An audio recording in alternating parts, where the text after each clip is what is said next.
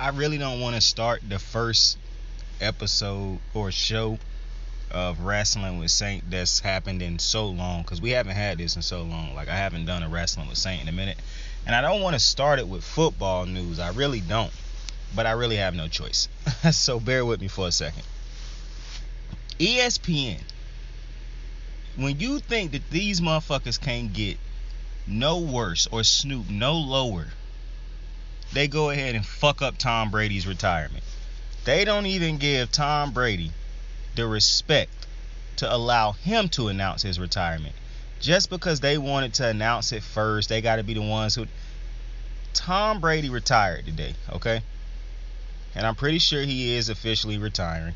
Well, he haven't officially retired because he has not released that. And I cannot understand for the life of me why ESPN could not allow this man to retire on his own terms. I do not understand why they was so eager to put that story out and put the reports out, and I don't understand that. Like, why could you not allow this man to release his own retirement video to say thank you to the fans and retire on his own term in the way in which he wants to? Why was it so hard to allow him to do that? Like, I cannot understand why that news was released before Tom Brady wanted it to be released. Because I'm imagining, like I did when I saw the news report come through. So earlier today when I was chilling, the report came through on my phone, an ESPN report, that Tom Brady was retiring. And when I saw the report, the first thing that came over me was like, damn, bro, I just did a video yesterday talking about, on the show yesterday talking about him. I think he really gonna retire. And the motherfucker ended up retiring. But as soon as that thought left me, I instantly said to myself, this motherfucker didn't release a video of himself retiring? And so I was like, wait a minute. Like, I tweeted about thank you, Tom, thank you, GOAT. But I was just so curious as to why, like, Tom didn't release the video himself. And that's when a new report had dropped, like, no, he didn't officially retire. He not close to making that decision yet, blah, blah, blah. And it was basically because these motherfuckers released it before he had a chance to announce it himself. And this is a problem, one of the many problems with the media. They couldn't even give the GOAT, Tom Brady, the courtesy to allow that man to retire himself. They had to retire him, bro.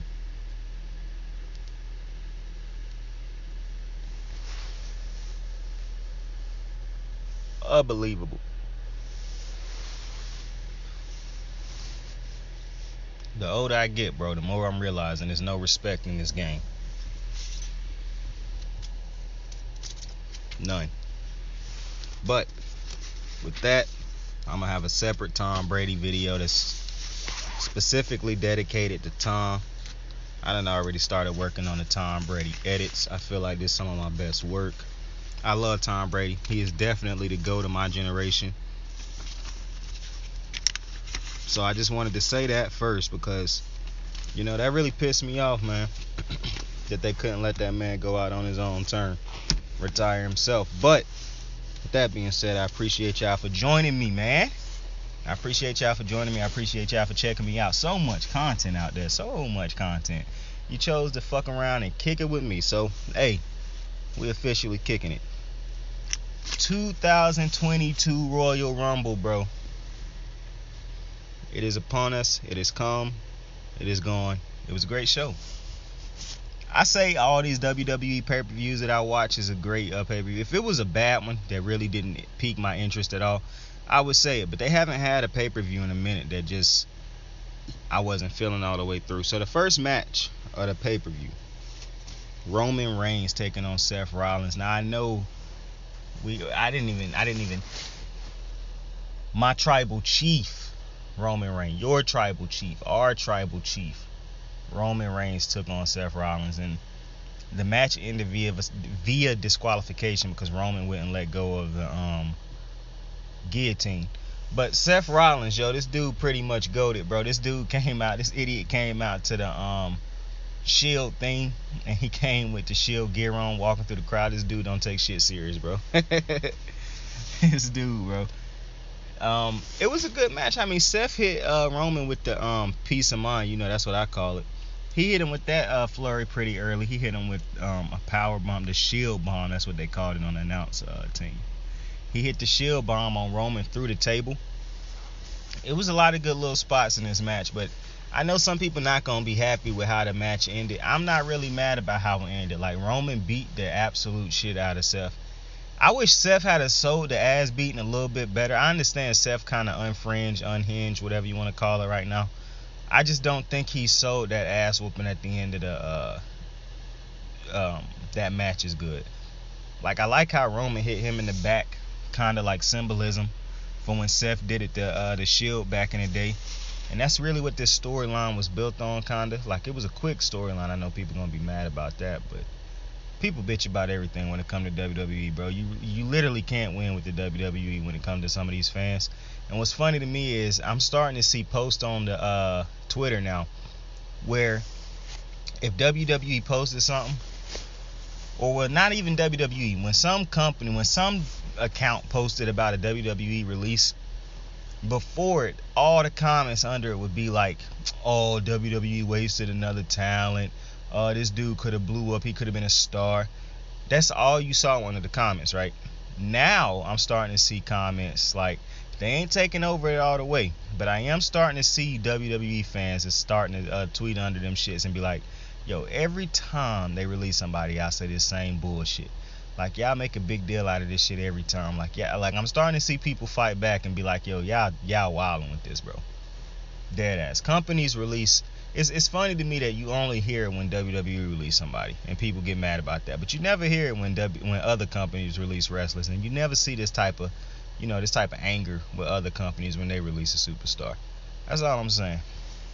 But I guess everybody gotta have their own villain in their head. But the first match between Roman, my tribal chief, and Rollins, it was just you could tell this was I don't want to say it was just a match to get us ready for the pay-per-view, but it was a match to get us pretty much hyped up for the pay-per-view with storyline put into it. Because they didn't really, Roman and Seth both, we know they can go forever if you let them, but this wasn't that type of match. Once you watch the entire pay-per-view, you realize why. I think it's dope that they keep Roman in so many different storylines. Like, that's pretty fire. I wish they would do the same thing for the Raw champion, the WWE heavyweight champion, or whatever they want to call it. I just think it's called the WWE champion. I wish they would keep that champion involved in multiple storylines, but we'll get to that when we get to it. But this first match, it was a good match. I mean, like I said, people not going to be happy about the disqualification, Roman keeping him in the guillotine for so long.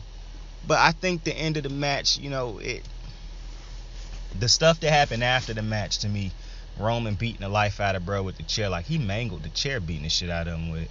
To me, that was worth it to me. Because I'm a person who understands storylines and story and building story, bro. Every match can't end with a decisive winner. This is wrestling. If you want to see every match end with a decisive winner, go watch boxing or UFC. And them motherfuckers rigging fights here and there. You can't convince me otherwise.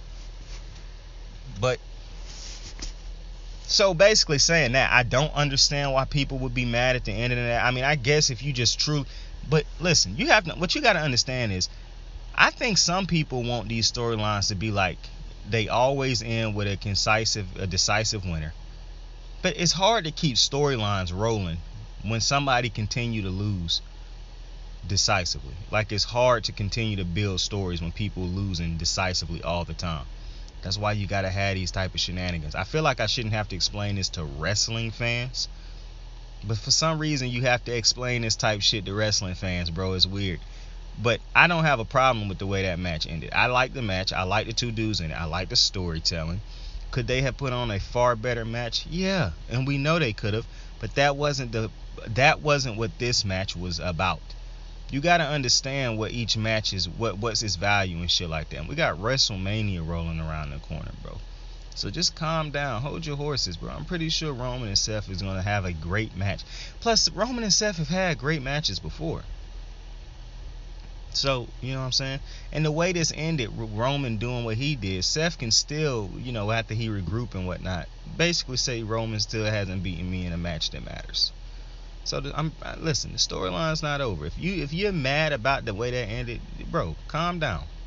they're gonna wrestle again. Ridiculous. But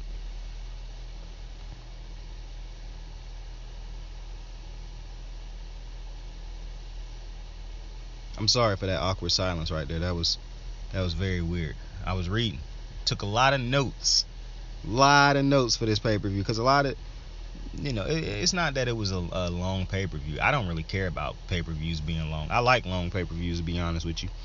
And I started watching the pay-per-view. I'm glad that Peacock finally fixed the issue where you can't fucking rerun. I can't even talk right now. If you remember when Peacock first got to WWE, like before, when it was WWE Network, went to Peacock wouldn't let you like rewind the pay-per-view and shit like that. Or like if you say you wanted to watch the pay-per-view, you started watching it like an hour after it started, you couldn't restart the shit from the beginning. So I'm glad they finally fixed that. I don't understand why that was something that wasn't there off rip. But the shit really made it to where if I didn't start watching the pay-per-view like as soon as it started, I just waited till the shit ended, had to turn off my phone because ESPN had popped the notifications up on who won, which I don't understand why ESPN do that until after the pay-per-view is over. Like, and I truly believe they shouldn't even do that till an hour after the pay-per-view is over. Like, they just be popping up the fucking notifications. Like, man, ESPN gotta understand, bro, this shit is not football and basketball or no sport like that. Like, bro, one fight ending is not like a fucking basketball game ending where you just throw the fucking results out there, bro. No, that's not how this shit work. Like, motherfuckers can actually sit down late to watch wrestling pay-per-views and shit. Like, you cannot just be throwing out the, like, I dead ass might have to take the ESPN app off my phone. Like, I'm probably gonna take it off my phone anyways after football season then. But, bro, dead ass, I almost had it. Now, I could have went and said, like, turn notifications off. But I didn't feel like doing that because I was also scared another one was going to pop up while I was in the midst of doing that. Because I just don't think you should be popping. Like, I understand there's a lot of ways around this where people be like, well, bro, you could have just did this. You could have did that. I understand all that. But what I'm saying is this. ESPN should not be sending the notifications on who won fucking fights. Example. I knew Ronda Rousey won the fucking Royal Rumble before I watched the Royal Rumble for the women's. Like, I was halfway in the middle of it. And I can't even talk right now.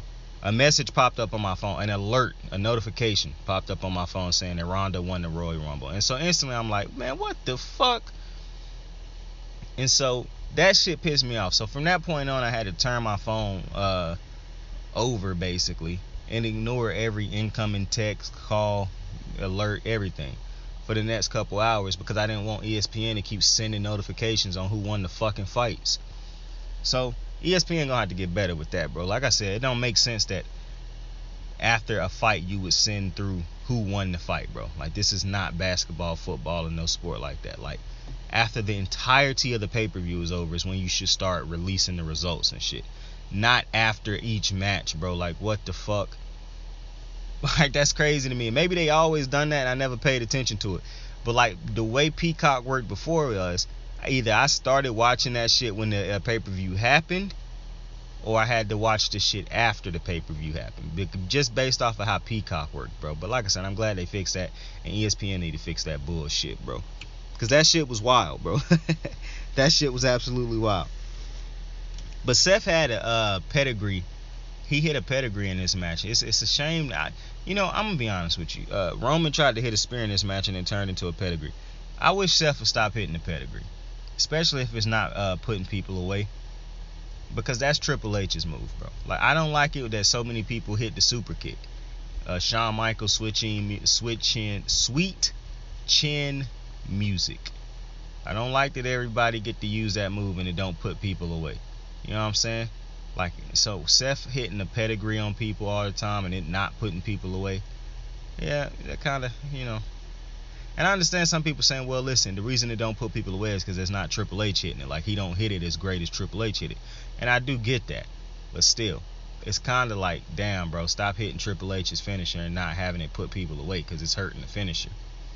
Because you don't never want to see nobody hitting an F5 and not a 3 coming after it. It's why I don't like it. That I'm glad that they don't have people just randomly hitting the spear left and right. You know what I'm saying? Like, Roman hit the spear and that's a finisher. Bobby hit the spear, it's a finisher. Bobby even hit the spear sometimes, and it's a setup to a different finisher. But he done pinned multiple people off of the spear. The only person who probably hits spears on a regular basis and it don't get the 1, 2, 3 is Charlotte. But I like Charlotte's spear. That's kind of like her signature at this point, a spear. Or that big boot. Like, I think the big boot and the spear is Charlotte's two signature moves at this point. When Charlotte hit the natural selection, bro, that shit be smooth as shit, I ain't gonna lie. Charlotte I'm trying to remember to myself when we'll get to that in a minute. Yo, before I keep going, bro, and I kind of don't want to do this because it's kind of skipping ahead, but I kind of want to do it though, you know what I'm saying? And I wanted to start the show off like this, and I forgot, so that's on me. Yo, tonight at this event, at the Royal Rumble, Michelle McCool was there, Mickie James was there. All these women participated in the event in some type of way, like wrestled. So you got Mickie James, Lita was there, Michelle McCool, Beth Phoenix, Maryse. All 5 of those women was like the GOATs of my generation growing up. Like, dead ass. Like, Beth Phoenix, for the longest, to me, was the GOAT. Alright? And then Michelle McCool became the GOAT to me. Like, Lita wasn't never the GOAT. I never considered Lita the GOAT. Because she didn't wrestle as long at first. Like, she was just like, she was Matt Hardy's girlfriend, I believe, Jeff's girl, Edge's girl at one point in time. She started wrestling like kinda later, and she had those big moments with Trish. But Trish, the reason I look at Trish a little bit different is because Trish was wrestling for longer. Like, she was already wrestling. But Mickie James, to me, is one of the GOATs also. So I'm looking at all these, and one thing, Maryse, and I'm gonna talk about this when we get to Maryse's match. Maryse was one of the GOATs growing up too. Like, bro, 2 of the best like heels, female heel wrestlers growing up for me was Beth and Maryse, bro. Like, they had long title reigns. They was dominant, especially Beth and Maryse. Like, both of them, like, I don't think some people remember how great they were, bro. Like, I just want to give all those women their flowers, bro, because it was dope seeing all of them wrestle tonight, bro. Dead ass. And you know, Mickie James, the Impact Wrestling champion, bro. So that was dope. That was WWE giving her flowers because of that trash bag incident, bro, that happened. That had to be for what that was. Because I don't think they probably do that for probably nobody else, bro. Nobody else. But I'm going to tell you something. Roman Reigns talking during his matches, bro. Like, when the ref telling him to let go of Seth, and he was like, he won't let me let go. He won't allow me to let him go. Like that. Yo, Roman got this shit down to a science, my guy.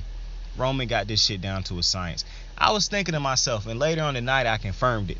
I was like, man, Roman Reigns really might be the GOAT. Because this is the thing. I grew up and I watched Stone Cold. I watched Triple H. I watched The Rock. I watched all those dudes. Shawn Michael. I watched them all. The Rock's early career, Stone Cold's early career, Undertaker's early career, I probably didn't really get to watch, though, because I was so young. Now, I do remember all of them because I did get to watch huge portions of the Attitude Era. Like, I watched a lot of the Attitude Era for a good portion.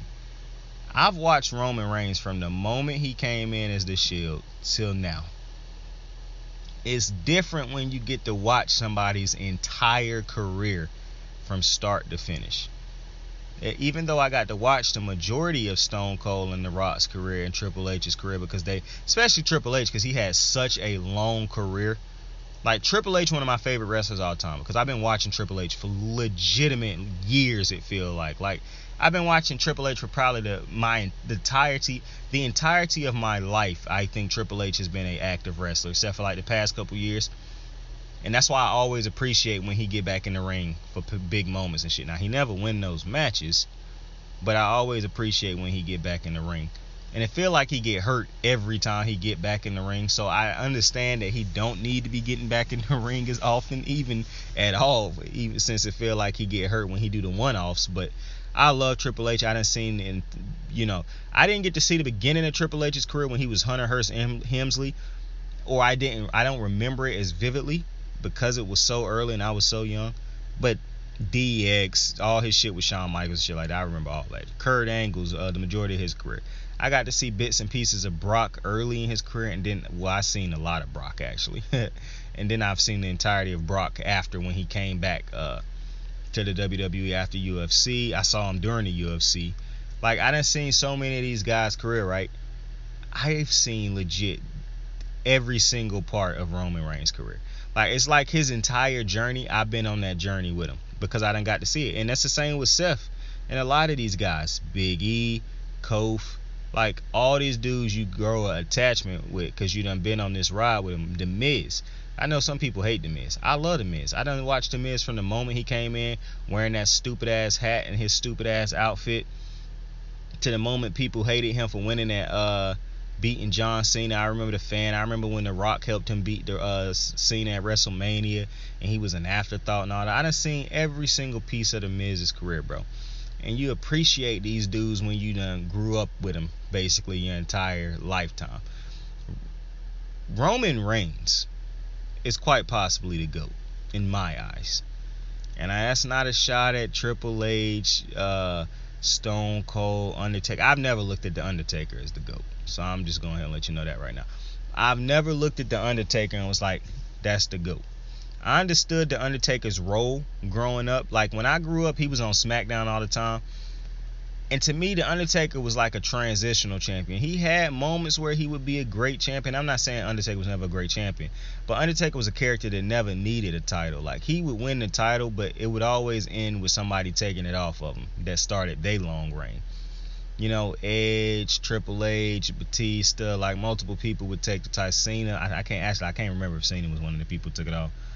But, you know, I never looked at Undertaker as the GOAT. I always done looked at him as one of the greatest, like one of the best. But I've never looked at him as like my GOAT. Like, the dudes I've always looked at as the GOAT was The Rock, Stone Cold, Triple H. That was it. And I understood if people said Shawn Michaels, because I love Shawn Michaels. But just for me personally, them three was my GOAT. Roman Reigns is probably done surpassed them for me. And it would take a lifetime. It wouldn't take a lifetime, but it would take a minute to explain it all, because Roman Reigns' career has been, like I said, I done watched the entirety of Roman's career, so I can legitimately go through all the pieces of his career. And it's just amazing where he at right now, bro. It truly is. He is the face of wrestling, in my opinion, bro. And there's no two ways around it. Like, I understand people. It's gonna be people out there who don't like him, and that's your opinion. You have the right to feel however you feel. In my opinion, Roman Reigns is damn. I mean, if he ain't the GOAT, bro, he fucking close to it. He close to it, bro. And I fucking like that he his own hype man, bro. Like, Roman be hyping himself. He was talking to himself damn near the entirety of the end of this match, and Pat made sure everybody knew that he was doing that. I kept seeing him talking to himself. I'm like, man, my man hyping himself up, man. He hyping himself up. But second match of the pay-per-view. You know what's crazy? I thought the pay-per-view was gonna start with the Women's Royal Rumble. But they started with the Roman and Seth match, so credit to them on that. The second match of the night, though, was the Women's Royal Rumble. And the first people in the match, Sasha Banks and Molina. For one, Sasha Banks, now, I didn't look this up or nothing like this. I actually wrote it down when I first saw her. I think Sasha Banks' gear was like a Sailor Moon. What do you call it? Not a Sailor Moon tribute, but like, I think it was like, and I know it's not called Sailor Moon cosplay. I don't understand why this word is eluding me right now. Her gear was basically like Sailor Moon style gear. Like, I don't understand why I cannot think of the fucking word that I'm trying to get to. Either way, her gear resembled Taylor Moon. Like, it was a Taylor Moon style gear. And that shit was pretty tough. She had her hair and everything. I think that it was Sailor Moon, bro. I'm not for sure, but I swear to you, I think it was. Like, I think I have seen Sailor Moon growing up, but I can't tell you like none of the episodes. But I'm remembering in my head what she looked like, and I'm thinking to myself, I think that's what Sasha Banks' get up was.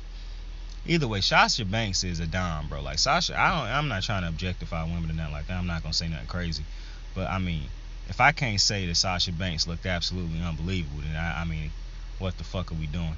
Like Sasha Banks looked unbelievably great tonight in that get up. I was feeling that shit. Sasha Banks' best gear though, to me, was when she had on this gear that was basically damn near the same color as her. Like it was like a tannish, brownish type color. Oranges, I don't know, bro. It was damn near, and I think it had like blue and white on it, bro. That was her toughest gear, bro.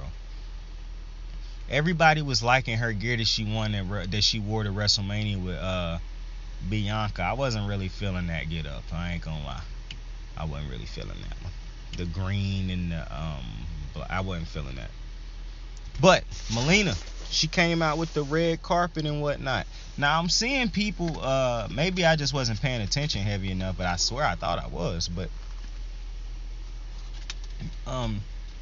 she got knocked out of the ring, and I think somebody said she slipped or something like that, like it was a botch. For one, bro, in the Royal Rumbles, bro, when people doing a lot of different shit. For one, when you got old wrestlers who, I don't want to call them old, but when you got wrestlers who coming back and haven't wrestled in a while, you got to expect for them to make mistakes. Like a lot of the older wrestlers who was coming in who hadn't wrestled in a while, they was in and out. You know what I'm saying? It was a quick in and out type thing. So, and I don't really get mad at that. I do wish that the women's Royal Rumbles would have a look. Like, to me, that's why I love Charlotte so much. For one, Charlotte is the GOAT, bro. I don't give a fuck what nobody say, bro. Me watching all of those women that I watched growing up and watching the entirety of Charlotte's career, because I didn't watch the entirety of her career also, excluding NXT, because I did not watch Charlotte in the NXT. But watching her now, I mean, from the point she got to the main roster to now, bro, Charlotte is the GOAT, bro. I don't give a fuck what nobody say. Charlotte is the GOAT, bro. We could go down her list of accolades, her career, all the top matches she done had, bro. Like, Charlotte is unbelievable. Charlotte being the aggressor in this match was perfect. It was perfect. Because too many times in these women Royal Rumbles, I feel like it's sloppy. It's not enough actual wrestling in the match. It's too much standing around, too much of that choreographed BS. Like, to me, women's Royal Rumbles just don't have the men Royal Rumble feel too many times. Tonight was better because I was concentrated. Like, anytime my mind might have drifted to something that shouldn't be happening or something that's stupid, Charlotte had hit somebody with something. Like, Charlotte played a phenomenal role in this Royal, and I knew she wasn't going to win. Well, at least I had a feeling that she wasn't going to win. But the role that she played in this match was phenomenal, bro. Phenomenal.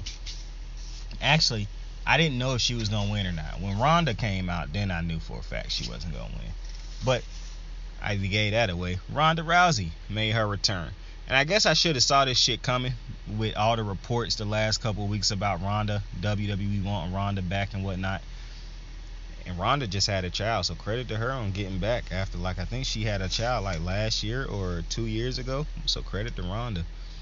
But Ronda came back. Let me see. Ronda, I don't really want to go through. I'm not gonna go through all the.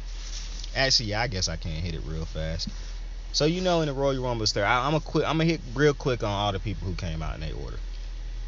I told you Sasha was 1, Molina was 2, Tamina was 3, Kelly came back. She was 4.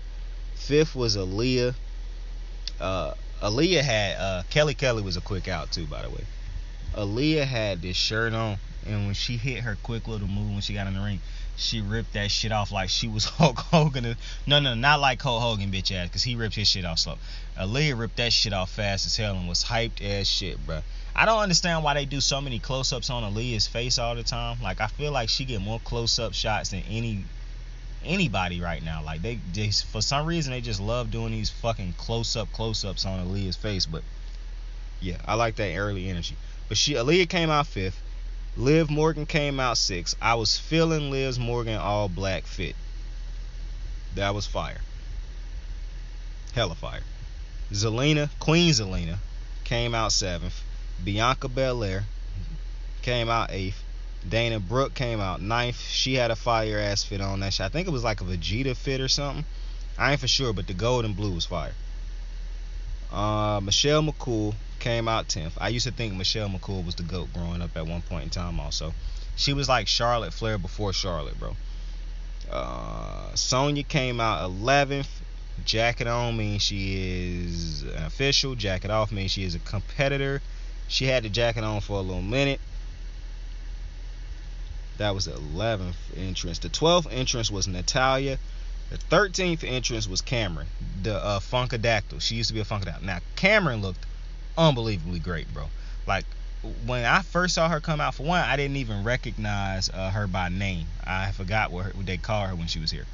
But when I saw her, she came out with purple hair and purple gear on, bro. Cameron looked unfucking believable, bro. But when she came out, that's when Sonya got into the match and took her ass out. Then you had, at 14th, Naomi came out, and Naomi eventually got Sonya ass up out of there. 15th was Carmella. So Corey Graves kept gushing over her. Obviously, you know they date in real life. What's crazy is Corey Graves wanted to talk about how good she looked so much. The motherfucker forgot to mention that she was also a tag team champion. So this goofball Corey. The 16th entrance was Rhea Ripley. 17th was Charlotte. 18th was Ivory.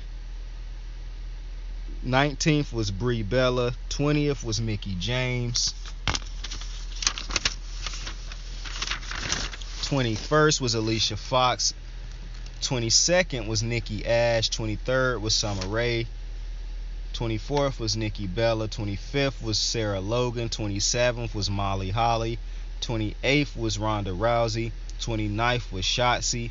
And 30th was Shayna Baszler. So that was the order of which all 30 women competitors came out in the Royal Rumble. Now, like I'm saying, some of the toughest, bro. Now I know people gonna think I'm being biased, bro. I already know people gonna think I'm biased, but I'm just talking about all the different type of fire ass fits that I saw tonight.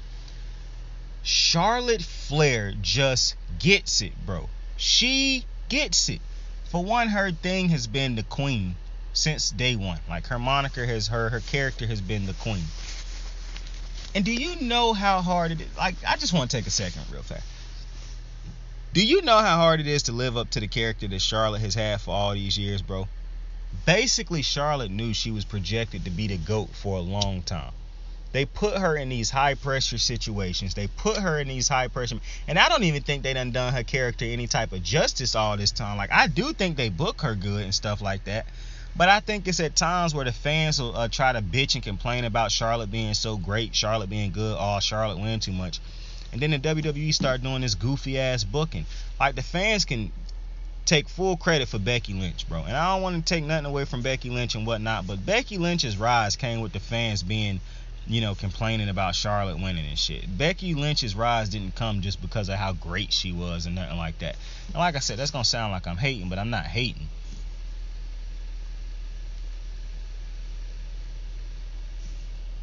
If you can connect with the fans and get over with the fans where you cause that type of revolution, like it wasn't Daniel Bryan levels of revolution, but it was pretty close. So credit to you. However, the way Charlotte has been, like, based off of what they want out of Charlotte and what Charlotte want out of Charlotte, it is hard to go in and every day and live up to that type of expectation. That's why I give Charlotte credit, Roman credit, Brock credit. Those type of characters who have to be that character now, like Roman with the tribal chief, Brock being Brock. Like, do you know how hard it is to nail these type of characters? Like, people want to bitch about them being at the top and winning and blah, blah, blah. Do you know how hard it is to maintain those type of characters, bro? That's why when y'all get bored of Becky, she have to switch up the character sometimes and whatnot. Because, see, it's one thing when you get over because you know how to sell your character. It's another thing when you got to keep switching characters because the fans keep getting bored and things like that. Charlotte don't have to keep changing her character. I always said when they turn her to a face, that's bad booking. Charlotte is naturally a heel. Charlotte is going to be the greatest heel woman wrestler to ever live. Charlotte could have been one of the greatest heels, period, to ever live. But now she is in a state where it's fuck a heel. Charlotte is just, to me, one of the GOATs of wrestling. That's men and women. Charlotte can put on top-notch matches at any point in time. You just tell her who to fight and she there. She is going to be a 5-star, 4-star match, bro.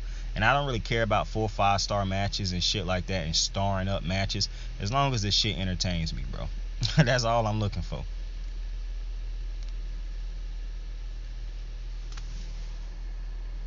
So I think people should appreciate. Can't even talk. People should appreciate Charlotte a lot more, cause it really is hard to do what she doing on a consistent basis and be that great. Like, whew. But her outfit was amazing.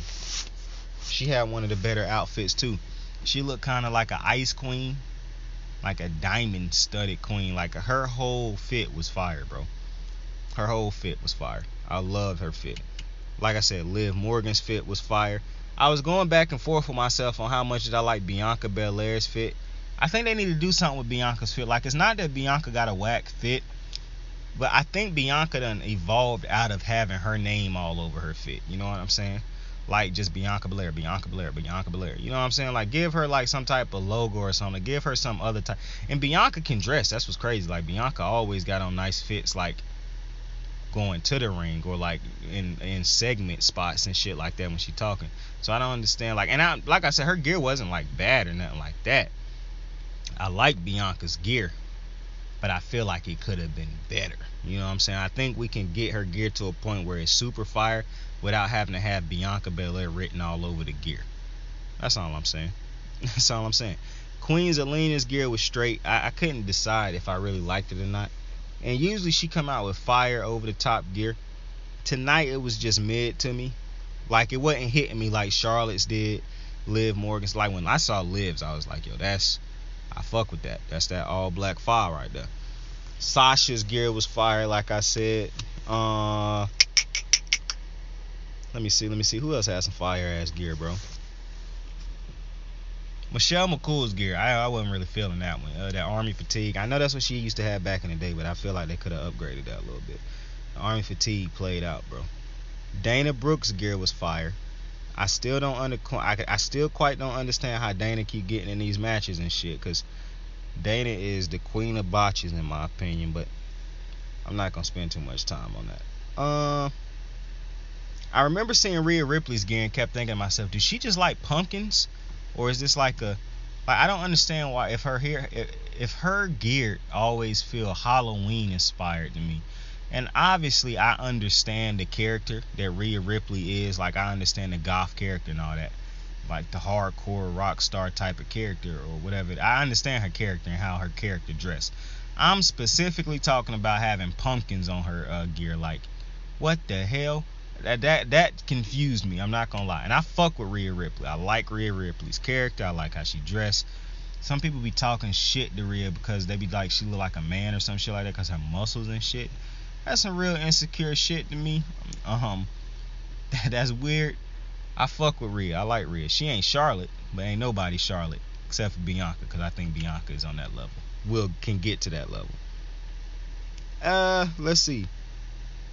And don't think I'm objectifying these women by talking about their gear, because we're gonna talk about which men had good gear too, trust me. This ain't me talking about the women's body. This is just strictly talking about who had fire ass gear. Who had some more fire ass gear, bro? I think that was all the gear that was fire to me. Yo, I'm glad I thought about this.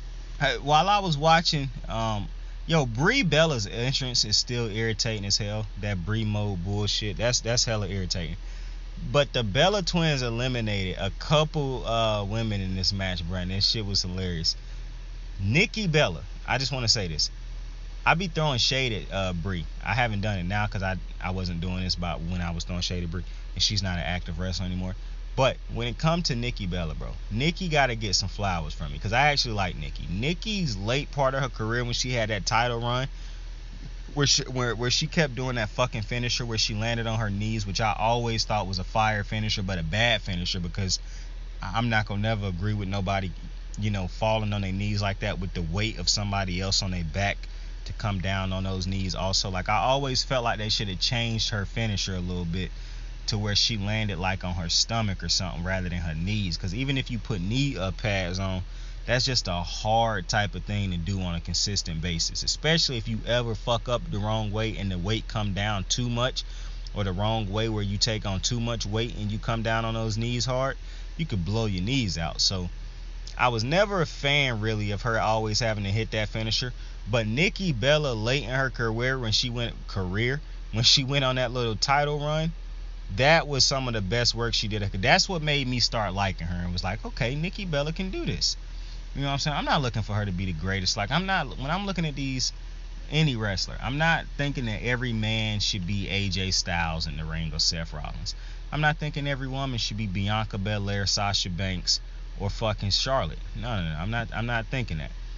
Like, now that I'm thinking about it, bro, where the fuck was Asuka? Asuka could have had Dana Brooks' spot. Like, every year I feel like they should be thinking to themselves, who can we put in this match before we put Dana Brooke in this match? And I'm not trying to talk shit on Dana Brooke. I just think it's wild that she done been in this business this long, and the only move that she can do without botching is that little flip shit. But every other move, bro, she is going to botch, bro. Like, if you give her a singles match, a tag team match, throw her in a Royal Rumble for a couple seconds, she gonna botch something. And I just don't understand how you can be in this business that long or this long and still be botching moves on a regular basis. And listen, I understand even the greats botch a move here or there, but it's about knowing how to recover from that botch and shit like that and not still making that same mistake over and over and over again. Dana Brooke botched simple shit. You know what I'm saying? Like, Dana Brooke not even botching like complicated moves all the time. And if a move is that complicated to where you have to botch it every time you perform it, I don't understand why she is still asked to perform these moves and whatnot. And I'm not completely blaming it on Dana, but then again, they not even giving her the type of TV time to where she can botch the moves all the time and she's still doing it. So, I mean, I guess you could look at it in a situation where blame WWE because they don't give her enough time to work on these moves. But then again, all the work is not done on the TV screen. The majority of the work these wrestlers do, we don't see. And I'm not understanding how within the work that she's doing that we can't see, she is still botching these moves when she get on TV and we see her. So that's my complaint about Dana. It's not that I hate Dana or don't like Dana Brooke.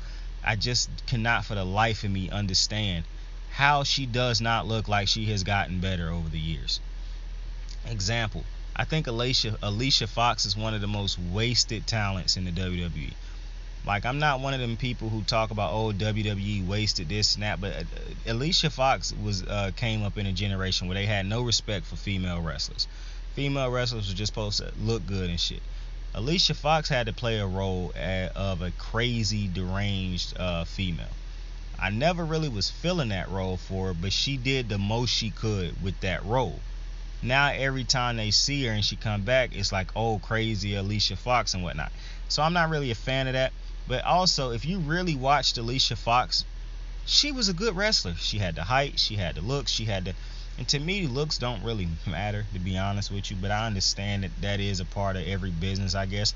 But Alicia Fox could fucking go. And I just don't think that her booking was good. And she was in an era where it was never going to be great booking for female wrestlers. Unless you was like hand-picked. It just was, you had no shot at succeeding. But when you look at Alicia Fox, I mean, she could have been a Charlotte. She had the height like Charlotte. She had the moveset. Like, Alicia Fox could have been nasty if given the right opportunities and the right booking. So I do think that's a wrestler that WWE, kind of wasted, didn't do as much as they could. But I'm pretty sure Alicia Fox is appreciative of everything the WWE done for her and everything she did in WWE. But I'm just saying, I feel like that was, one of the more wasted talents, bro. And Alicia Fox's gear, now that I'm thinking about it, pretty fire every time she come out. I can't remember what her gear was tonight, so it must not have really stood out like some of the other gear. But usually Alicia Fox got some pretty fire ass gear. So, But the women's Royal Rumble, it came down to the last. Oh, I liked the gear that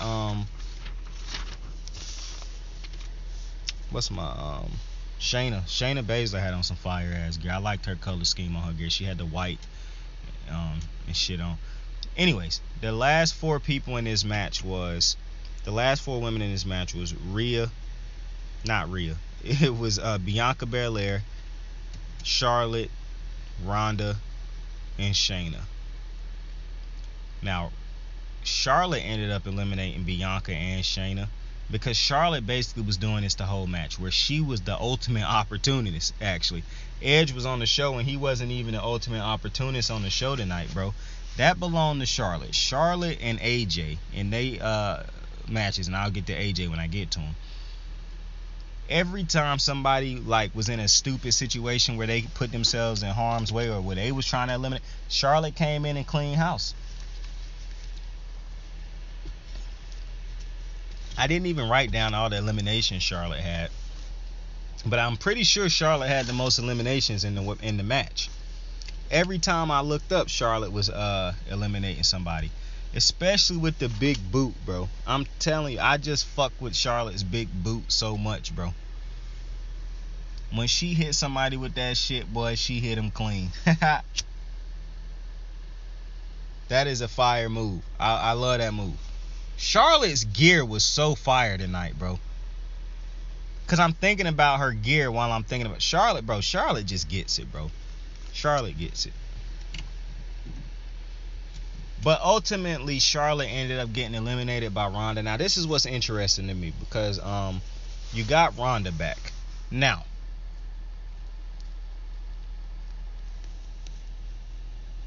I can see them doing Ronda Charlotte at Mania, because that's really what they wanted to do a couple years ago. But that's when not Bayley. That's when where is my boo Bayley? But that's when the Becky Lynch hype started growing.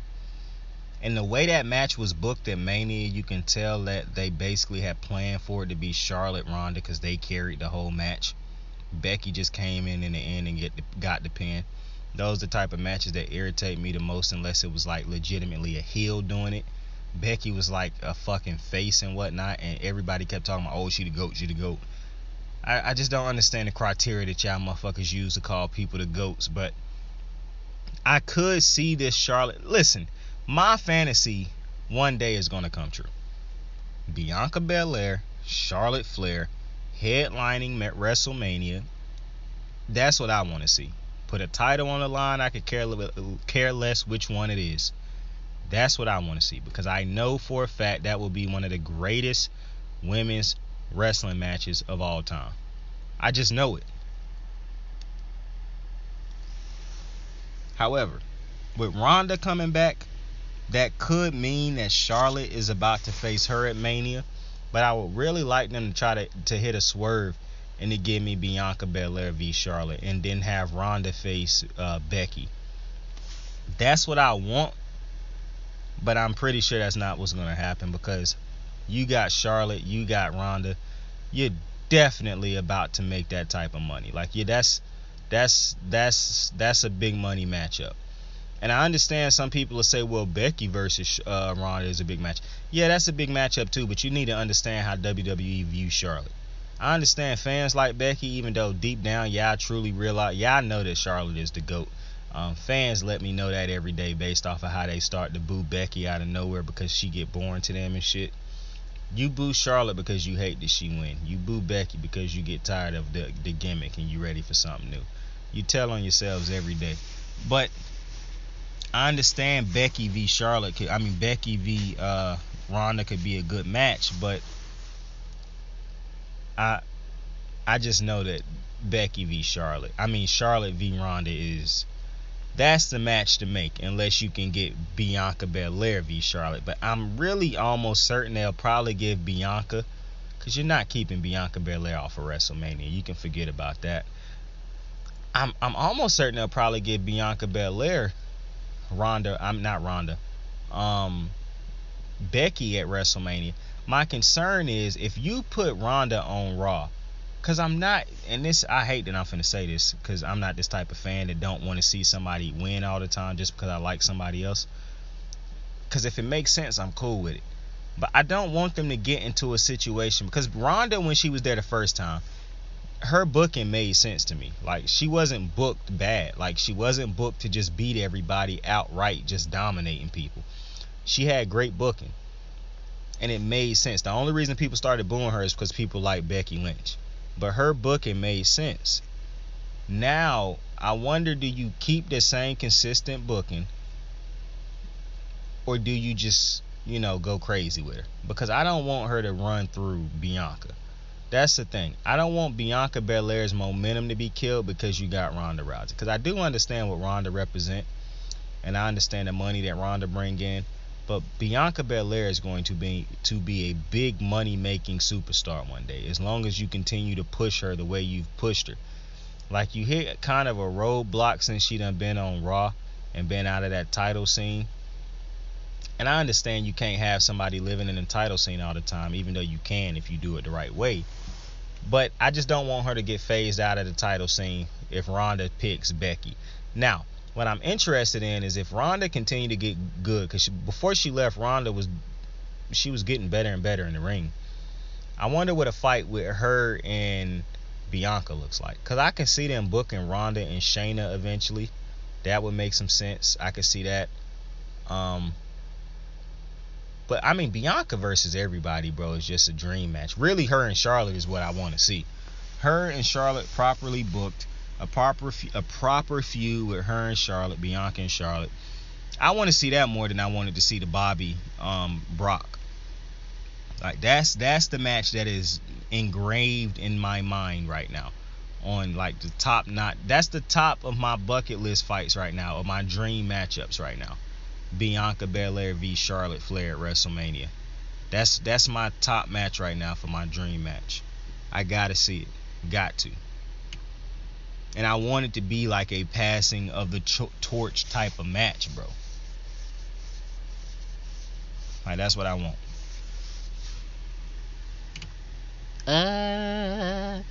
It was a good match, though. It was a good match, Some of the women in this match, the running was god awful for some of these women in this match. And I get it. I'm not gonna harp on it too much, but it's pretty, Natalya is a clown, and I mean that in a good way, not in a disrespectful way. I love Natalya. She got eliminated, came into the match, and got re-eliminated.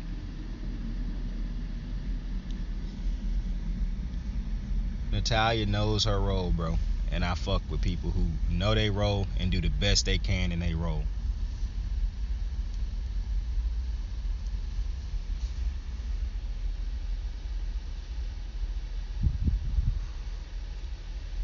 Third match of the night. I'm so sorry for that awkward silence again. Third match of the night, though. Doudrop. Becky Lynch. This might have been one of Becky's better matches. I mean, this match didn't really blow me away. And I know some people will hear that and be like, oh, here he go, hating on Becky Lynch. Not hating on Becky Lynch. It wasn't a bad match by any stretch of the imagination.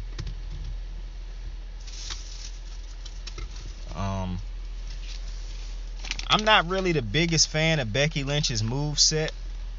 I've never really been a big fan of Becky Lynch. This is my thing. I'm not telling you that Becky Lynch can't wrestle. I would never say that. I don't think Becky Lynch is a top women's wrestler. I think it's so many other women wrestlers who, when I watch them, I'm like, man, they have such a diverse moveset. And not even the moveset, the stories that they can tell in the ring, the movement, the ring awareness, the IQ. Just, to me, it's so many people who do it so much better and cleaner than Becky, bro. But this was one of her better matches. I fuck with Becky's ring gear heavy. I even like the coat, aside from the fact that she got GOAT on the back of it, because I think this GOAT thing with Becky is a self-proclaimed title, not an earned one. And I hate it when people walk around calling somebody the GOAT because they call themselves the GOAT. Becky is not the GOAT. That's not me hating. And I'm not gonna keep saying that that's not me hating. Y'all just gonna have to take me for that. Y'all gonna have to take my word on it. Becky's not the GOAT, bro. Out of all of those 4 horsewomen, Becky is the fourth best one. You're not finna tell me that you can watch a Charlotte Flair match, a Bayley match, and a Sasha match, and you take Becky over all of them. There's no shot over any of them. I can't even sit here and say she got by far the best character, because I think the best character out of all of them is Charlotte. The second best character out of all of them to me is heel Bayley. The third best one, I will give it to Becky. Big time, I never was feeling the man, but Big Time Bex is the man and Big Time Bex combined is decent. The only reason I'm putting Sasha in fourth, and I really hate putting her character in fourth, is because Sasha is a confusing character. Too many times they switch her heel, they switch her face, they switch her heel, they switch her face. Because of the flip-flopping, the constant flip-flopping with Sasha's character, I just don't know. I don't know what she is on a regular basis. The thing that make up for Sasha is the fact that she can fucking go inside the ring. I still can remember some of her and Charlotte matches on Raw, bro, and at pay-per-views. Like, her and Charlotte can fucking go. I miss watching them two wrestle. I want to see them two go at it again in a proper feud and match. I love that. And Charlotte would definitely be the heel in that. But Sasha Banks' character is just so confusing to me, bro. That's the only reason I put her as the third best character. But I love Bayley's heel character. And you know you're a great heel and you don't morph when you don't have to be mean all the time. Like, I think the amateur heels are the ones that have to be mean all the time. You know what I'm saying? Like, once you done reached a peak level of heelness, you can do shit like Roman, Bayley, Charlotte. You know what I'm saying? Sasha Banks, when she a heel, I like it, but it's like she always as mean as possible. Like, and then they got this thing with Sasha's character where you never really know when she gonna turn on somebody. That's kind of like the Kevin Owens character at one point in time. Even though I think Kevin Owens is by far a better heel than he is a face. And I don't really know if it's that these wrestlers don't really put too much into it when they trying to be a face, or if because they so much better as heels, it's hard to buy him as a face. But yeah, Kevin Owens, I pray to God they never switch him to a face ever again. Kevin Owens' best work, legit, is as a heel. Like, when they play Kevin Owens' best tracks, all of it's gonna be him as a heel, as far as him in WWE. Like, Kevin Owens as a face is very forgettable. Kevin Owens as a heel is just absolute. And that's one of the things too. Peak heel is Kevin Owens. Kevin Owens is mean, but Kevin Owens ain't always mean as a heel. He conniving, he an asshole, he a dickhead, but he's funny. He's still humorous. You know what I'm saying? Like, Kevin Owens has a knack at getting under people's skin as a heel, but he don't have to be. And Kevin Owens has had runs as a heel where he was just absolutely mean. Like, you remember the Sami Zayn feud and all that type of shit. But that was just my little diatribe on that. Back to the Doudrop and Becky match though.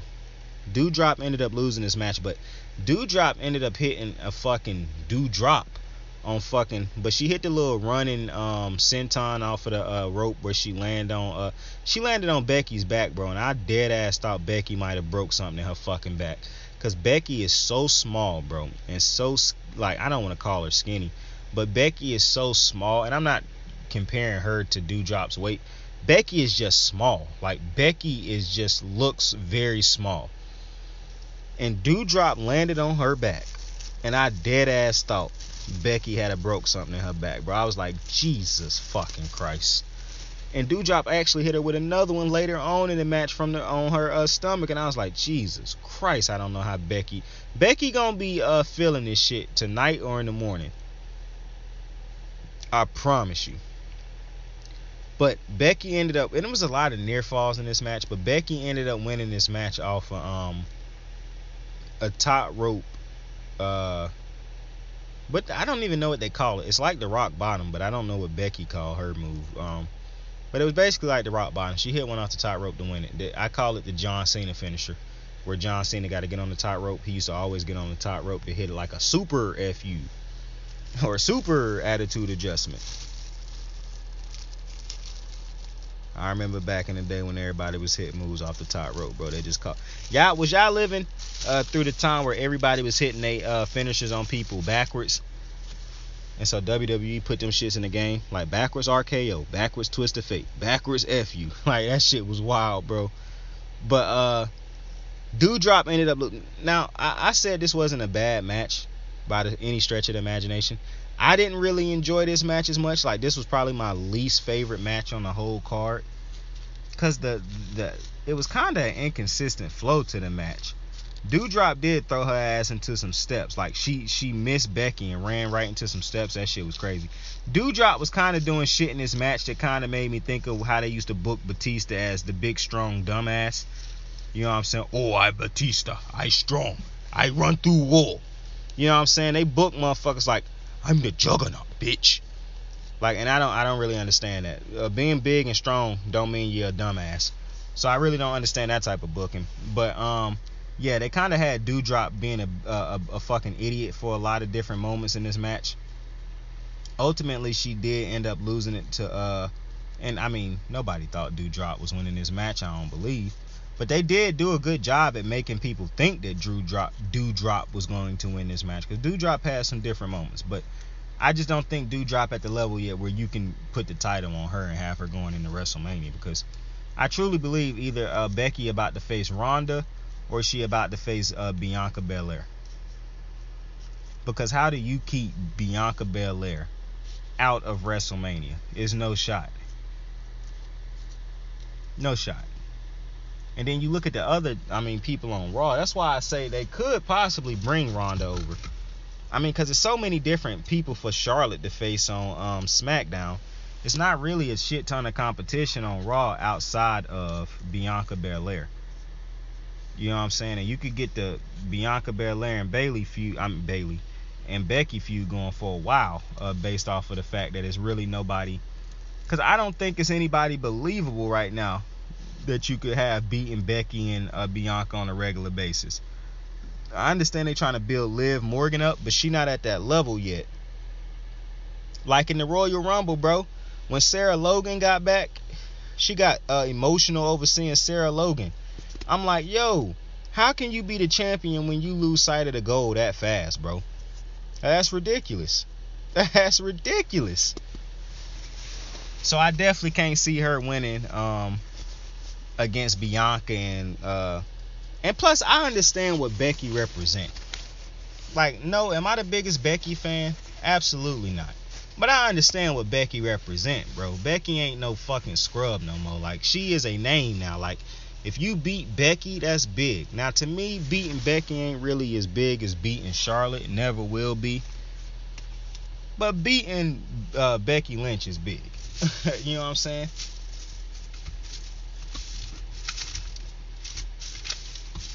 So I could see, like, I'm just interested to see where Becky go from right here. It's gonna be interesting to see where Becky go. And then, hold up, gotta take a quick little break real fast. Be right back. Okay, definitely back from break. But listen, I just thought about something while I was on break. I don't remember Summer Rae looking like that when she left. And also, yo, they have to stop saying WWE legend when they talk about Summer Rae. And I'm not trying to disrespect Summer Rae. Summer Rae is not a legend, bro. Like, what are we doing?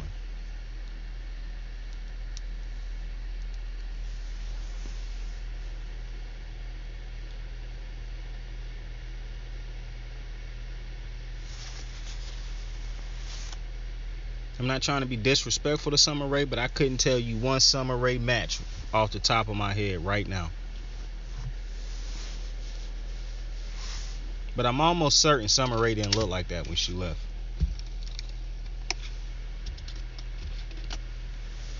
But I could be tripping. But I don't think I am.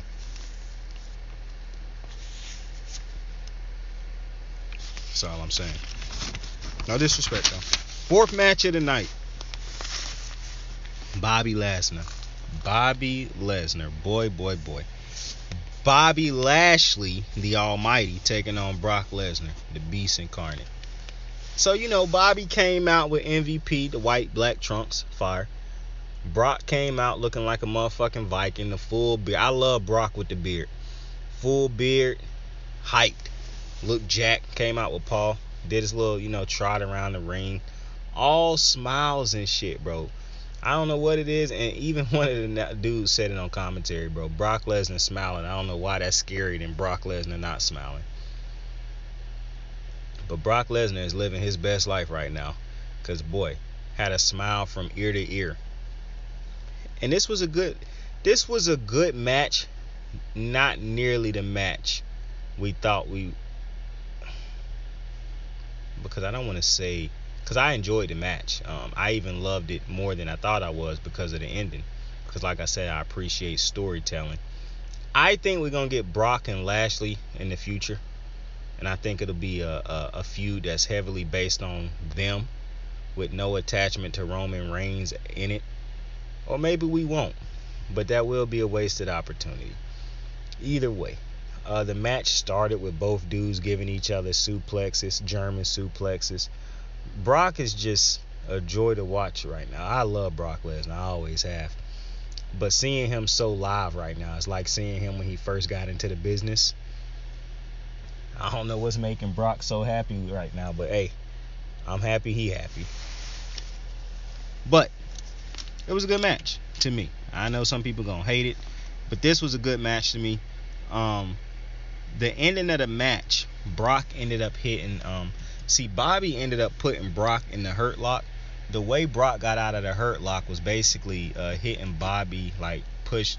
He turned his back and ran him into the post, but the ref was behind him. Then he picked Bobby up into the F5 and hit him with the F5, but he slung him into the referee also. He lay down, he get the pin, obviously, he get the 1, 2, 3, 4, 5. 3 ain't enough, boy, I need 5. Y'all remember Big E theme song, his entrance song? That shit was fire. His shit fire now too. You wanna go big? Let's go big. I think that's how that shit go. That shit fire. I know Wale do his entrance song. I think Big E gonna eventually, either they gonna keep going with his thing right now, or they gonna end up putting him and Kofi back together in the New Day. King Woods made no appearance tonight. This probably since New Day done got together and them dudes done been on this road, this probably was the first time in a long time where all three of them stale right now, where they really don't have any direction right now, and that's very rare for New Day.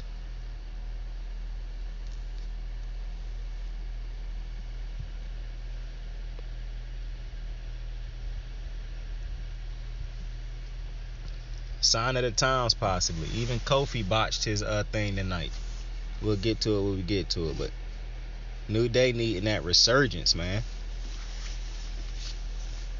But after Bobby was laid out, Brock, trying to figure out what the fuck with the ref going on with the ref. Roman Reigns out of nowhere hit him with a spear. After he hit him with the spear, he reached his hand out to Paul Heyman, who holding the title. Like he just hold his hand out. And Paul Heyman handed him the title, effectively turning on Brock Lesnar. Roman popped him in the head with the title, tossed the title like it was a piece of garbage. I don't really like that part of it. And Bobby got the 1, 2, 3.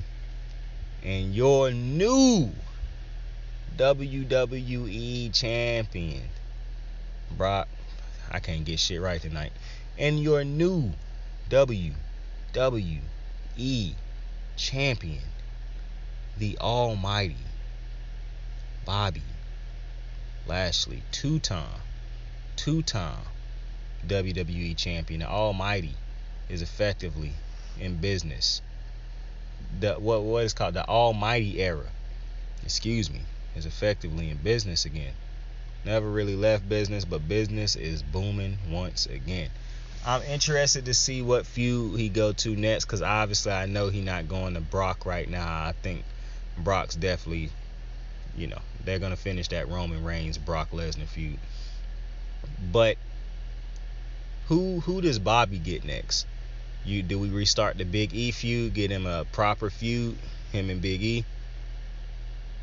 Seth Rollins, that could be a good feud. Kevin Owens. I mean, it's a lot of feuds on Raw that he could have. That'll be some pretty good feuds. I'm interested. But the ending of that match, Paul Heyman turning on Brock. Oh man, shades of Paul Heyman turning on CM Punk. Lord knows I hate bringing up CM Punk, but shades of him turning on CM Punk. Damn, bro. Who could make Paul Heyman turn on Brock Lesnar, bro? Only the GOAT, Roman Reigns, bro. That's why I say he the GOAT. Who else getting Paul to do that? That man just turned his back on Brock Lesnar, bro. Like it was nothing. Why? Because Roman, bro. His tribal chief. The head of his table. The head of your table. The head of my table. I don't eat at the table, but every time I get ready to eat supper, bro, I leave an empty seat at the front of a table in my house, just in case Roman wants to stop by.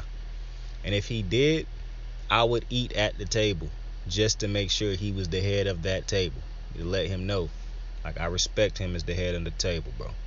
My table, your table, or every table, bro. He the head of.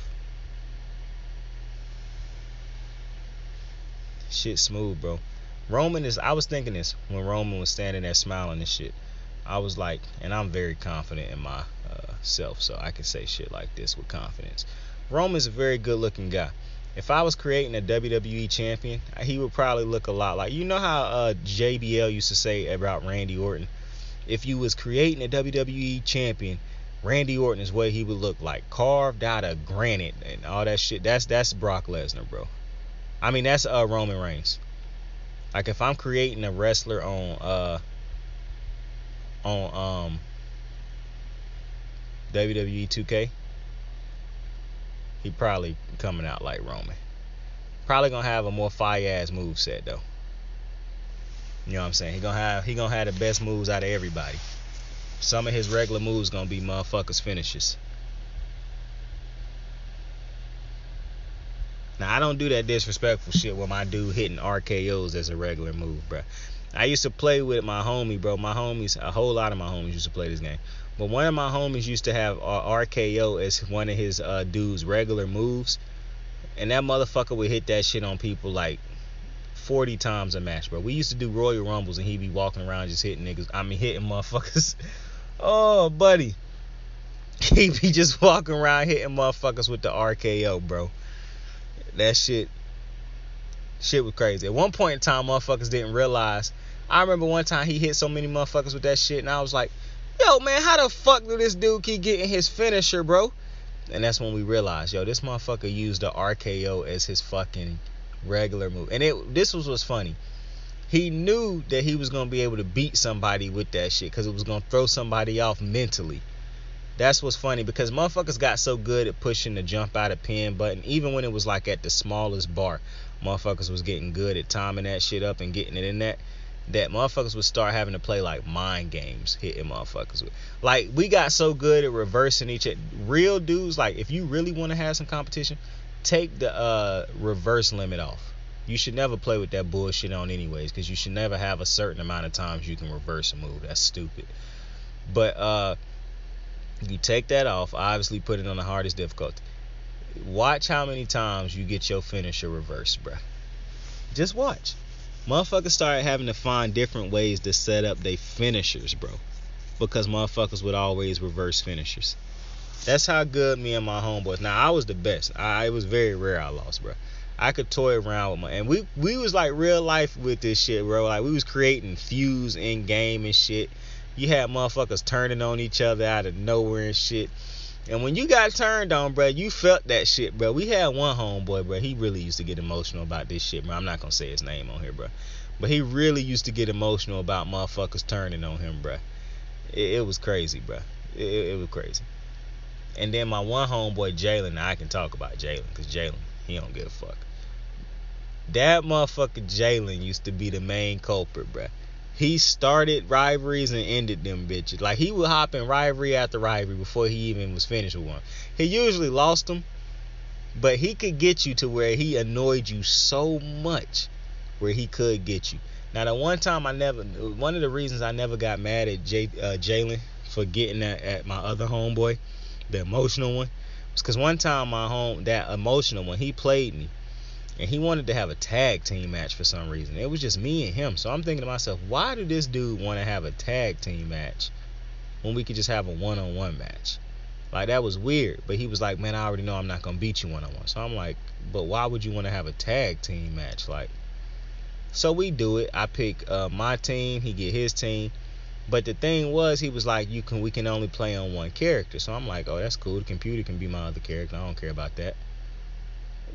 Halfway through this match, I started to realize, like, it was like his characters wasn't like performing like characters. It felt like somehow he was controlling both of his characters, but I was only controlling one of my characters. Come to find out, this motherfucker knew how to switch back and forth from one character to the other one, even if you put it on the thing where you play as one character and the computer plays the other one. So once I find out that he's switching back and forth to characters, basically, so it's a 2-on-1. I start to realize, and I wasn't going to be cheesy and learn how to do it where I'm switching back and forth. I'm still using my one character and letting the computer be my other character.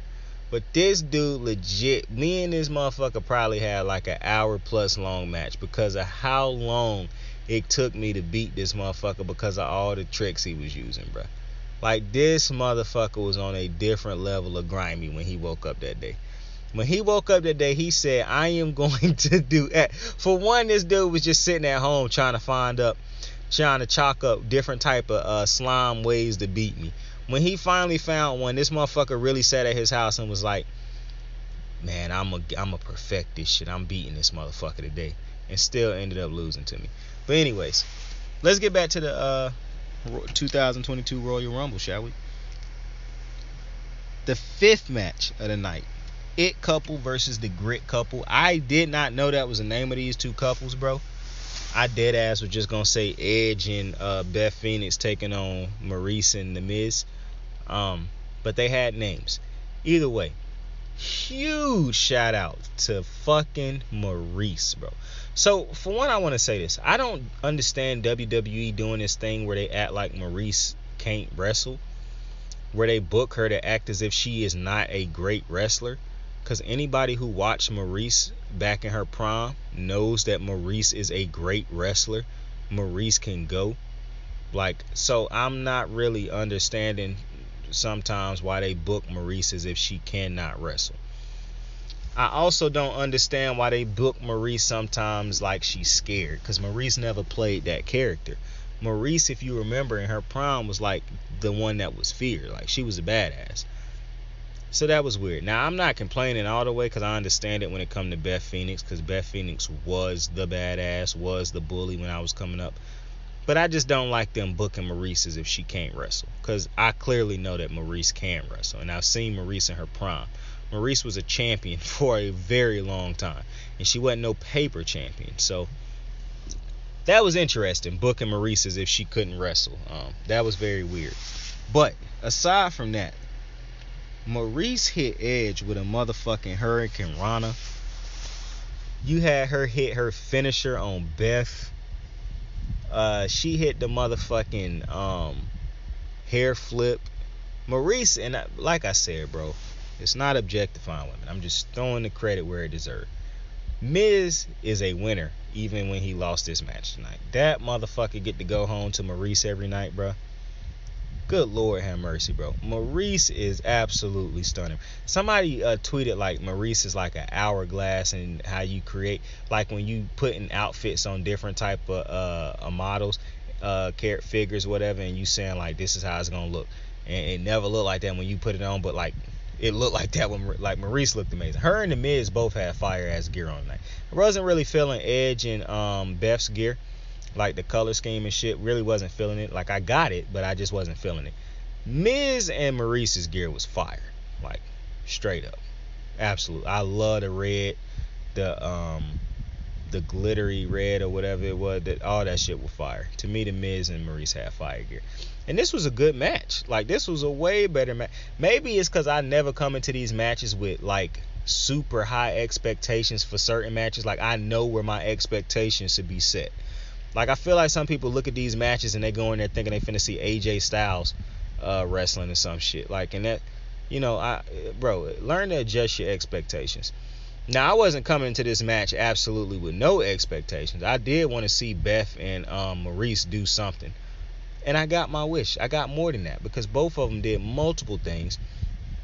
But Maryse hitting that off the top rope Hurricane Rana it just did my heart good. Maryse had to pull that wedgie out of her ass multiple times in this match. But, like I said, The Miz is fucking winning. Maryse looked amazing. Maryse looked amazing. I always thought Maryse was a very attractive individual woman.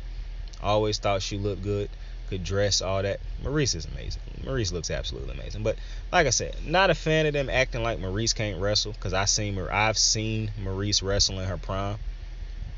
I know Maryse is a phenomenal wrestler, but I do want to give Maryse and Beth their flowers, because you gotta understand, these two women that done went out there and had multiple children, they married, they retired from the business for a long time. And I understand Maryse is back, she come back here and there to be like the Miz's to help the Miz and whatnot. And I understand Beth was commentating in NXT for a while, but as far as like active wrestlers like they were in their heyday, that's not what they are now. They are mothers. They've had children. You know what I'm saying? They're not training every day as if they are wrestling on a regular basis. So the fact that they come out there and give us what they gave us tonight is amazing. That's why I tweeted, I would never watch that match, even if it was a bad, sloppy match. I would never watch that match and hate on them. But this is the thing. I knew it wasn't going to be a sloppy match. Because for one, people can hate on The Miz all they want to. Oh, he the safest wrestler. But when you got safe wrestlers like The Miz, you got dudes who don't botch matches on a regular basis. Or who know how to counter botches. And that's what you always gonna get. And for Edge, since he haven't been wrestling consistently like he was last year, this is a good match to get him going again. Giving him somebody like The Miz, who you're gonna go into that match and you're not gonna leave with an injury more than likely, because Miz is going to protect you. Point blank period. And to me, this was a good match if you based on what I was expecting for the match. But like I said, because I have such high regards and I hold Beth and Maryse in such high, because Beth and Maryse is like two of my favorite women wrestlers all time.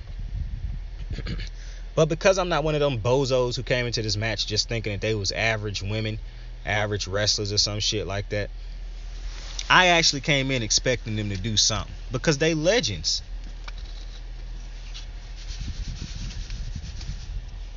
They legends. It's just like if a legendary wrestler come back that's a dude, I expect him to give me one banger.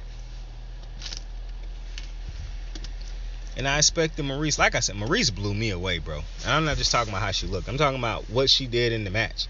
Like, Maryse blew me away. Once they got past the fact where they wanted to act like she couldn't fucking wrestle, blew me away, bro. I love Maryse. Maryse, Beth hit the glam slam along with the Edge. I really did want Maryse to win this match after. I fucking love Maryse. Now, I don't want Maryse in there wrestling all the time. Obviously, you can't have her in there wrestling all the time. But I appreciate that match that she just gave us. I appreciate that. Her, Beth, Edge.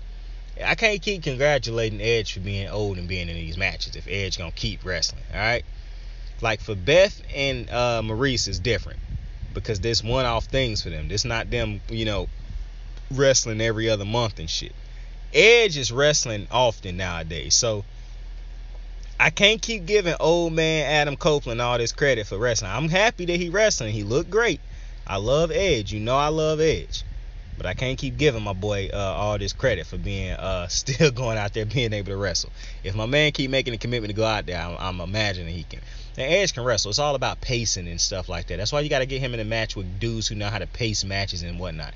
When you put certain dudes in there with dudes who only know how to go at one speed, that's when you have problems with wrestling, because the great wrestlers know how to go at fast. They know how to go with the match if it's fast, slow, medium pace. They know how to pick up the speed. They know how to slow it down. You know what I'm saying? Edge got to wrestle with dudes like that. The Miz is one of those dudes who know how to pace himself, who know how to pace the match. He understands the flow of the match. You know what I'm saying? Unlike some dudes who you might think is great wrestlers, and they might be, but they're not quite at the level where they know how to work with everybody. You know what I'm saying? That's why I always gave Roman Reigns a lot of credit, and that's why I knew he always was going to eventually become what he is now.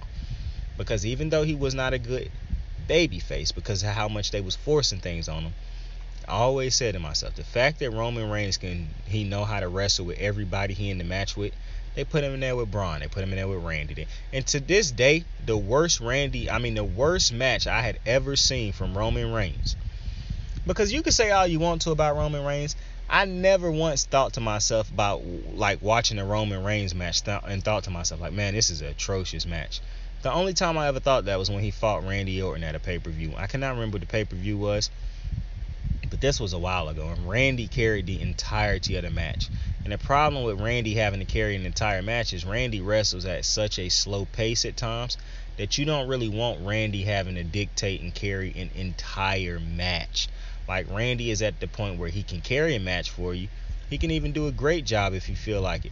But Randy one of them dudes who will do 50 for you, but you got to be able to pull your 50%. And that just wasn't one of Roman's better nights. But most of the time, if not all the time, but that one instance, you put Roman in there with anybody and he figured it out. Put him in there with Cena coming back. Put him in there with Brock. Put him in there with Seth. Put him in there with Dean. Put him in there with AJ. You put Roman in the ring with anybody and he can make it work. That's why I always gave Roman his credit for that. He understands how to wrestle a match. Some people want to see motherfuckers go out there and just do a bunch of cartwheels, backflips, front flips, moonsaults, corkscrews, and all that type of shit. And that just ain't wrestling, bro. That's gymnastics. I think you want to go see gymnastics. But either way, that was a good match. I like how it ended. But like I said, I could talk about Maryse all day, Maryse and Beth, but I'm not going to. But they also hit a double spear in that match. That shit was pretty fire too. I don't know how they, hit that shit basically damn near after Maryse and The Miz hit their finishers, but whatever. Maryse get all my love tonight though. Maryse was amazing. Absolutely amazing. And the last match of the night was the men's Royal Rumble. I'm real fast. I'm gonna just say the order in which everybody came out. AJ Styles was first, Shinsuke was second, Austin Theory was third, Bobby Roode was fourth, Ridge Holland was fifth, Montez Ford was sixth, seventh was Damian Priest, eighth was Sami Zayn, ninth was Johnny Knoxville, 10th was D'Angelo Dawkins, 11th was Omos, 12th was Ricochet, 13th was Chad Gable, 14th was Dom Mysterio, 15th was Happy Corbin, 16th was Ziggler, 17th was Sheamus, 18th was Rick Boogs, 19th was Madcap Moss, 20th was Riddle, 21st was Drew McIntyre, 22nd was Kevin Owens, 23rd was Rey Mysterio, 24th was Kofi, 25th was Otis, 26th was Big E, 27th was Bad Bunny, 28th was Shane O'Mac, 29th was Randy Orton, 30th was Brock Lesnar. Okay, that was how people entered.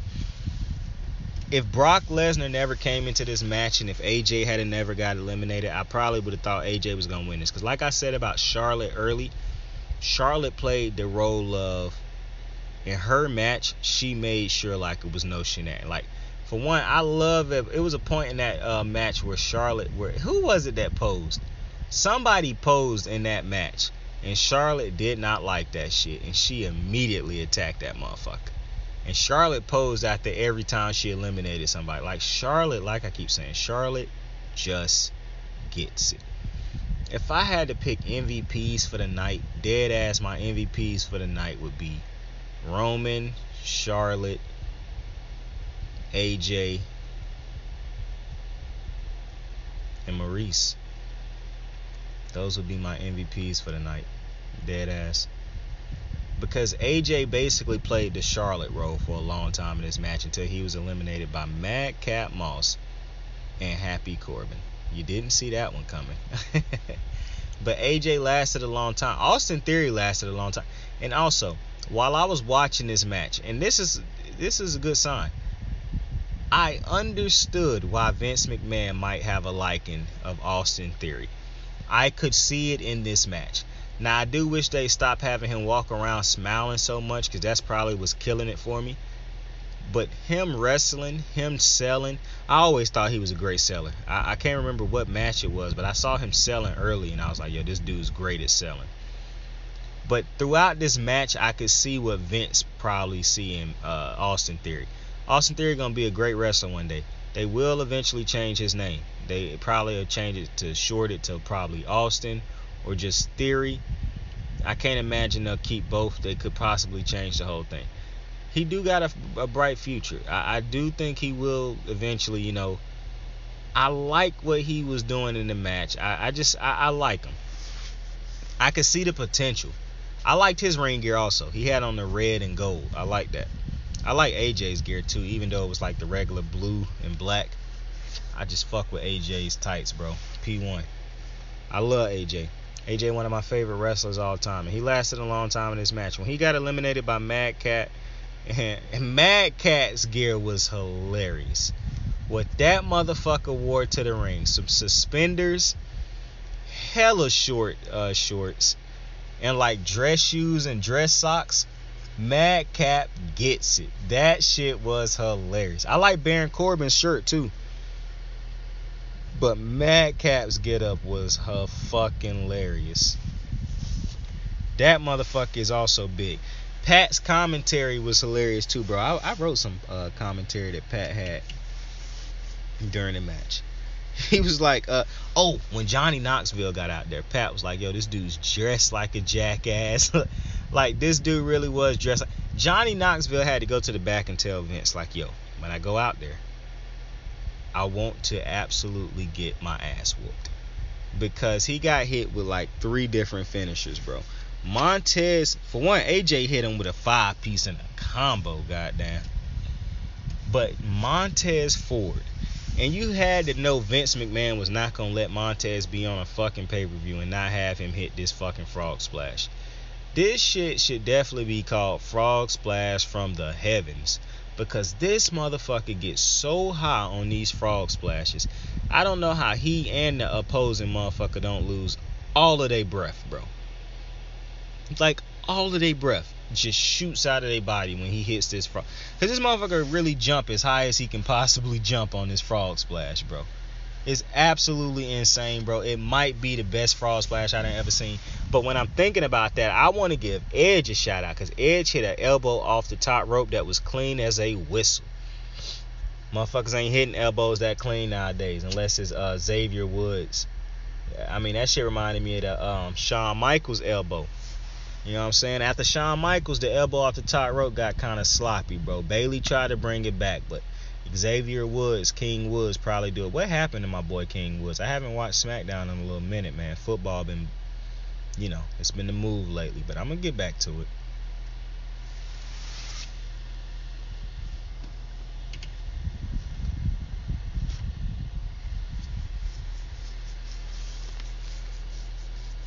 Knoxville ultimately got eliminated, though, with a Halula kick.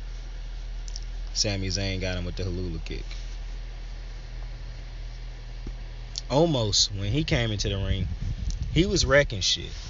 Almost was beating the shit out of everybody. Bro, almost slapped Omos. I don't know why I keep calling him Omos. Omos slapped the shit out of Ricochet. I liked Ricochet's tights, too. I liked his tights. The whole time I was watching it, I kept trying to decide if I really was fucking with it or not. And I was fucking with it. His wrestling tights was nice. I wish they'd come up with some ring gear for Omos big ass. But Omos big ass, they definitely... I see how they booking them. It's going to be interesting because the only person on the roster right now who I can see them giving Omos a loss to is Bobby. Possibly Big E, but I can see them having him beat Big E too. Even though, to me, he not ready to be beating no Big E or no Bobby Lashley or nobody of that caliber. They had the motherfucker beat AJ. And even though I understand story-wise why he would beat AJ, the motherfucker just beat AJ. So, now AJ ain't getting booked like no motherfucking Bobby Lashley right now. So, motherfuckers thought Keith Lee was going to come in and beat Bobby Lashley. And I legit remember that. And I thought to myself when he booked Keith Lee against him, and I was like, well, I guess Keith Lee ain't going to get started tonight because he ain't about to come in and beat no Bobby Lashley. and Bobby beat him. Like, I knew they was feeding Keith Lee to Bobby. I knew it. I just knew, bro. I don't even know how I knew it, but I just knew. In that situation, I was like, nah, Keith Lee's not coming in here and beating Bobby last week. You're not fucking up Bobby's momentum for Keith Lee. And I'm happy for Bobby getting that win over Brock. I know he wanted that win. Pat McAfee should have came down there and put the title on him like they talked about. They need to have a follow-up interview, as a matter of fact, so they can talk about that.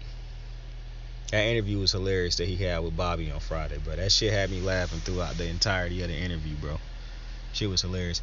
But when this match got down to the end and Brock's music hit, I know, for one, that was a good little... I know some people will be mad because they're like, oh, man, Brock just had a... they're doing Brock and Roman again at WrestleMania. Listen, I understand that. For one, what if he hit a swerve and challenge Bobby? Y'all gonna be shook. But obviously, I know this is setting up him and Roman again. Listen, bro. I do not complain about great rivalries, bro. I just don't do it. I don't do it. The WWE has a situation where they have a rivalry on their hands, and they can continue to book however as long as it. Listen, bro. You just might as well get ready to be mad and boo, because there's nothing I'm gonna be able to say or nothing WWE can do, no matter how great they book this, for you to like it. Now the crowd seemed to love it when Brock came out, and it was funny how everybody in the match looked shook. Like everybody, because I bet you everybody thought Randy was gonna win because he came out 29th and he was the hometown guy because it was in St. Louis. So I know everybody had that feeling like Randy was gonna win, and he came out and was hitting some RKOs early, man. But it just wasn't meant to be, man. When I saw Brock, when I heard that music hit, I already knew Brock's winning this match. And I'm not mad at it. I was going back and forth with my head saying to myself, like, do you really sacrifice this whole Rumble and everybody in it just to continue to progress the Roman and Brock story this quick? Yeah. When you got a story like that, yeah, you do sacrifice that Rumble and all the other stories to complete that story. So I'm not mad at it. However, I do hope that other dudes get some good booking out of this, like AJ. I don't know what's going on with Big E right now. They really not booking Big E, man. I'm not complaining because Big E religiously live at the top of the card most of the time. Maybe they can get Big E and New Day back together right now just to, get back in the groove and then, have them go after main titles again.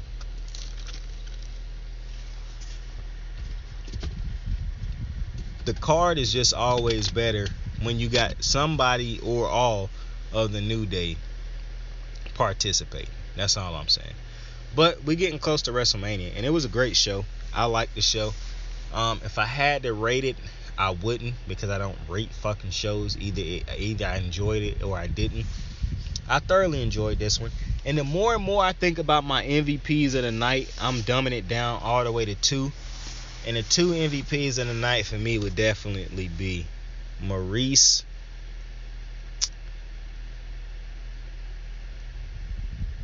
Man, it's so tough picking the other ones, because the other ones would be between Roman and Charlotte. So fuck that. I'm going to just go with one. My MVP of the night would be Maryse. Blew my expectations out of the water. Absolutely happy to see her out there being able to hit some of the moves and do her old shit again. Was absolutely happy for Maryse. She walked away. I hope she didn't walk away with no injuries and nothing like that. I just think it was absolutely dope. People hate the nostalgia trips and shit like that. Not me, especially when you got people who I enjoyed watching growing up. Maryse deserved a moment like this. Her and Beth deserved this type of moment, because these moments didn't exist when they were coming up and when they were in their primes. People didn't pay attention to women's wrestling like this. Women's wrestling didn't have this type of spotlight. Women's wrestling did not matter to people as much as it do now. When I was growing up watching them, I always knew I was watching GOATs. But I also knew at the time they weren't given the proper time, the proper spotlight, the proper position on cards, the proper booking to be able to change women's wrestling forever. Now, because of what they did before, they helped pioneer the women's revolution. Even though, no, did they participate in the matches that happened? No, they didn't. But because of what they did before, they helped. They had a hand in pioneering over this type of generation of women's wrestling. And so I'm happy that they got to, even though they're not in their prime no more, and they both mothers, and specifically I'm talking about Maryse because that was my MVP of the night. But seeing them be able to perform in 2022 in a day and age when women's wrestling is a respected art now, where people want to see women wrestling at the forefront now, when you have so many legendary women wrestlers. Like, I'm pretty sure that women, like the women who I grew up watching, love Charlotte. Like, they got to. Because who would have thought that a wrestler, a woman's wrestler at that, would ever get as big as Charlotte Flair, would ever be mentioned in conversations like Charlotte Flair's, would ever become a face, because Charlotte is the face women's wise of this company. Roman Reigns is the face of the company, but Roman Reigns is the face of wrestling. Charlotte Flair, when you think of the first woman in WWE that they sent, it's Charlotte. I understand you like Becky, it's Charlotte. And it will be Bianca one day. So I know they just thrilled when they see Charlotte, Becky, Bayley, in the heights that they done took this thing. Sasha, Bianca. It's crazy. So I'm glad that Maryse and Beth, even though they had the Miz and Edge beside them, because like I said, they're not in their prime no more, y'all. I don't want people saying that, say, well, they had to have a man beside them. No, they had to have a dance partner. Alright? They needed a dance partner with them to take some of the pressure off of them, because they're not at the part with it. They're not at the level where they can, let me not say level, they are no longer able to wrestle a full match by themselves anymore. They need a dance partner. There was a time where Beth and Maryse could go out there and dance alone, where the only dance partner that they needed was each other. It's not like that no more. But for what they went out there and gave us tonight, especially Maryse, I am very appreciative. And she is my MVP. So I appreciate y'all for joining me on an episode of Wrasslin with Saint, man. We back in the building. It was a long one, but it had to be a long one. Had to. Because we ain't done this in a while. And it was a great show. I hope you listened to the whole show. If you don't, I understand, I guess. But we was kicking it. And I enjoyed kicking it with y'all tonight, man. I enjoyed it. I hope you enjoyed it. I hope you enjoyed the show. Tell somebody you fuck with them. Tell somebody you love them.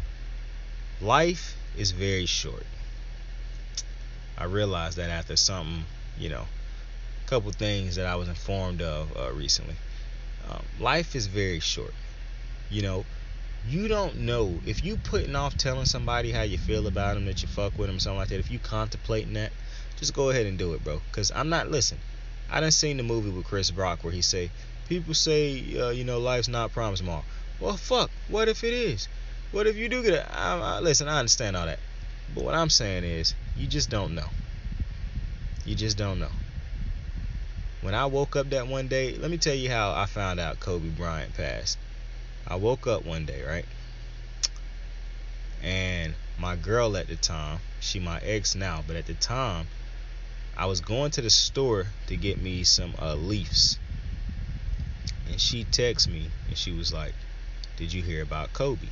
And it's crazy because I legitimately had on a Kobe hoodie and had just got done watching Kobe highlights. I am not joking. And she said, did you hear about Kobe? And so I'm thinking to myself, yo, is this woman like spying on me?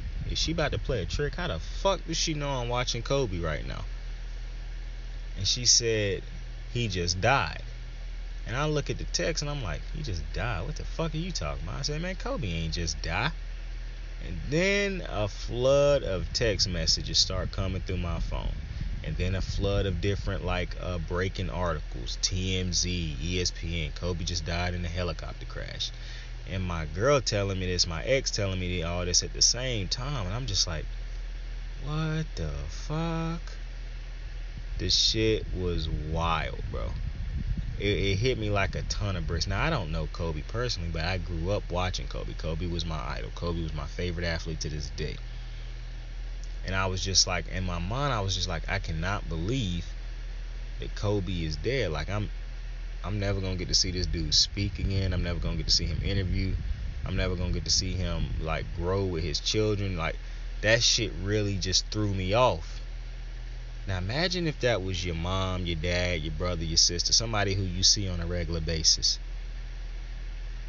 Yeah, crazy. I just went there. Tell him you fuck with him, man. Tell him you love him. Saint out. You ready to make history?